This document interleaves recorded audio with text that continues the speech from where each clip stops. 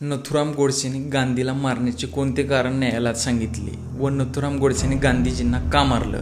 स्वतःचा बचाव करण्यासाठी एकही शब्द खर्च न करता आपण गांधीजीवर गोळ्या झाडल्या असे प्रतिपादन नथुराम गोडसेने भर न्यायालयात केले आणि देशातील एक अभूतपूर्व खटल्याला सुरुवात झाली.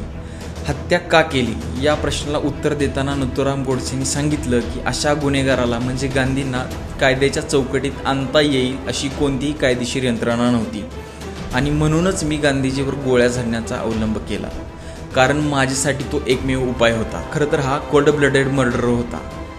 कायद्याच्या भाषेत शेकडो लोकांच्या साक्षीने केलेल्या या खुनाला कोणत्याही साक्षी पुराव्याची गरज नव्हती. तरीही नथुराम गोडसे याने आपण हे का केले याबद्दल काही निवेदन करण्याची अनुमती न्यायालयाकडे मागितली. कायदेशीर प्रक्रियेचा पुरेपूर फायदा घेऊन अनुमती मिळाली सुद्धा.